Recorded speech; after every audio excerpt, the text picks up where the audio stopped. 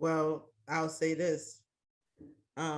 Your music program that you have started and that you're running, you're teaching people how to have those outlets. And, So you are pouring back into society. Some of those guys will be going home, yeah, and some of those guys will have tools that they didn't have prior. And so some of those guys' self esteem will start building up because, in prison, I started fucking with music and it changed the trajectory of my life. I met Fury and now I'm doing this and, I'm about to be Cody D. And it literally changed my path. yeah, So what you're doing is no different. yeah, your album's So badass. yeah, so at this point you are pouring into society and you are um, trying to rectify some of the things that you've done. And it may not ever be enough. Who knows? That's up to God. We don't know. You know, sometimes I just, I pray that when I get there and he tallying my shit up, I pray it's a little bit even and he like, yeah, he like, I don't know. And he give me the break. And that's what encourages me to do good every day. Is trying to get that scale this way. Right. That's a good analogy. Yeah, and I think that you're doing that, when did you write V and who did you write it to? Or who did you write it with who in mind? Well, I wrote V one night when Ferry and I were talking about 3 years. It was only a couple of months before he came out. I was going to say about 3 years ago, but it was because it was right before he came out. He asked me one night he said, why don't you write something about how do you feel about your victims, about your crimes? I said, really? I said, that's a rabbit trail. I said, that's a deep subject. So why don't you write something about that? So I wrote that, V came out of that. It was simply a song about remorse, about what I feel. There's a headline back in 1987, Denver Post, I think it was, big old 100-point letters across the top on the Sunday paper. It says, mass murderer has no regard for human life, sits stoically in the courtroom. And they had me so lit up on psych drugs, I couldn't even barely stand up. I was almost catatonic. Yeah, you're right. I was stoic. I was just out of it. And I said, so you think you know what's going on inside of my head? You have no idea. I thought suicide so many times. I thought so many different things, and I felt horrible. I woke up, man. I see this fucking monster on TV. I came out of this fog, and it's like, oh my God, what the hell did I do? It's not that I didn't literally remember. I mean, I had I knew consciously that I'd just taken the lives of these people, but what the hell did I do? I come off the drugs, I come off the alcohol, my emotions start to engage, and I'm sitting here, I'm just seeing this whole thing, and that's what that song was about. And I would do anything. I cried out to God. I would do anything to take that back. And there's some things you just can't take back. So we got to be more careful in our lives to make the choices that we make, because some of them you can't control Z, a person's life. You can't take that back. There is no undo for murder.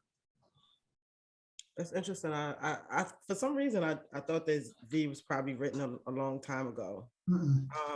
But you were writing it basically that tagline. So you think you can imagine the hell inside my heart. That was towards the press, I guess, who kind of insinuated how you were feeling and what was going on. It's funny, the words of V are very empathetic and very you know hurtful, like remorseful.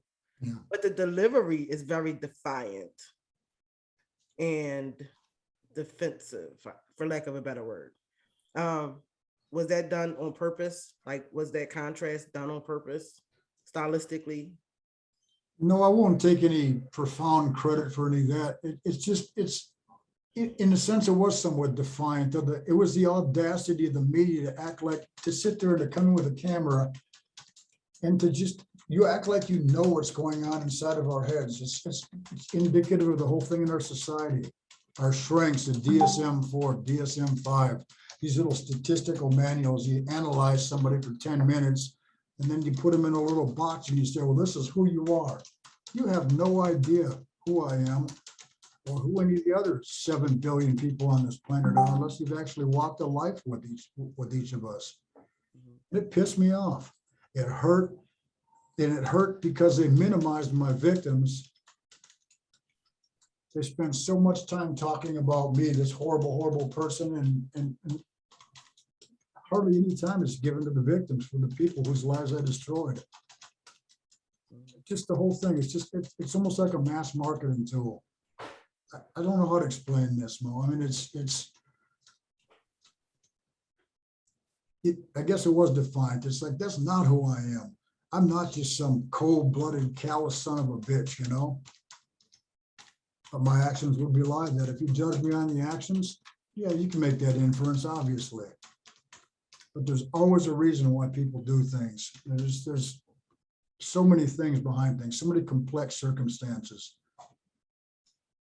Yeah, and between this and 87, 88, those complex reasons have been kind of delved into.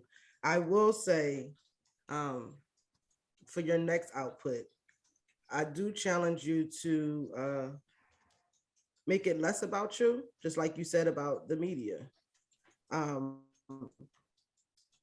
Because it is a lot about your feelings and it's your experience. So like, I'm not saying there's something wrong with that. I'm saying that there's another perspective from, outside of how you feel and why it made you do what you did and all the guilt and stuff that you carry. There's other perspectives, a lot actually, because this thing impacted a lot of people. So artistically, I just challenge you to look at it from, outside of yourself on your next output.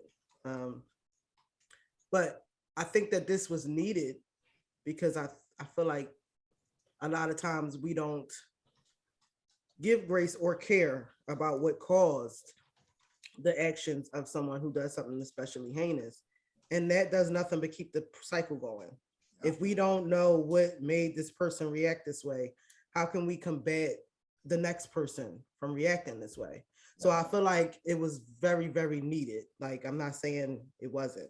I'm just saying for your next shit, I'm looking forward to hearing the things you think about outside of how you feel and how others might feel or how others might be impacted. Do these people have children? But, like, just how did it spiral so many other lives? Because there's like tens and tens and tens, maybe even hundreds of lives that was affected. Oh, that's crazy. It's just crazy to think about that. You know, the old butterfly effect, just Yes. in that mindset. Yes. Generations are actually affected in one way or another. And congratulations for putting together a phenomenal album. Historic. It's freaking great. You too, Fury. It's a historic piece of art and it's moving conversations in different ways, and it's great. It's really great. So some of these lyrics, right? This road I walk in darkness, an ugly twisted path, as death has stalked my every step to claim my soul at last. The reason why I thought this was older is because I don't particularly view you as a person who's consumed with darkness. Do you still feel this way? No. Okay. But it's still there. Mm-hmm. We like to, in the church too, we like to talk about, well, now that we're redeemed by Christ, or whatever your belief is, now we're no longer the same person. The old is gone and the new is. Well, I don't agree with that so much. The old is still there. Just learn how not to allow it to be the controlling force in my life. The thoughts still come in. There's still times when I just want to, some asshole comes up there and acts like one, and I still want to put hands on him. I don't. I haven't done that in 20 years. because I've made the choices not to do that, because I know that's not the way to deal with it. Rather than I try to figure out, why is this person acting the way they're acting? And I try to deal with them on a more compassionate and empathetic way. I'm not just saying that, because it sounds good either. I mean, I do that diligently. I try so hard to employ that in my life. This unit I'm in right now, where we're having this Zoom, I left here about a month ago because, I'm trying to do music things over here. I'm sure Fury knows. And I ran into some resistance over here. And it's a petty little, you've been in prison, in the music programs and stuff, so little petty little prison politics. Everybody wants to be a rock star. They got egos like that and talent like that. And they all want to run the band room. Usually the dude running the band room is some asshole who don't even know how to use the equipment. That's me. That was me. Yeah, well, shame on you then. So, well, I was that too once upon a time when I was a kid. But you know what? I grew up. So I hate it sometimes because I remember what I used to be like when I was in it. So I've been there, I'm not being judgmental, I'm just being, but I've moved on. I just don't want to be around that dynamic anymore. There's a little bit better dynamic over in the other unit I moved to. There's another captain over there that's really cool. And this is case manager Oakley here. She's helped me a lot of stuff. She should be like a major or a warden or something. So if Dean Williams sees that, maybe he can put her in for a promotion. Shaking her head. She know why. But there's a lot of support here. Yeah, listen, if I ever commit a crime, I hope it's in Colorado. Tell you why. Are very supportive in Colorado and Solano State Prison are the two. If I fuck up, I'm gonna try to do it in those areas. Fuck up, you come here and we'll kick you in your ass because you're right where you be. That's right. You're right where you need to be, right there, sister.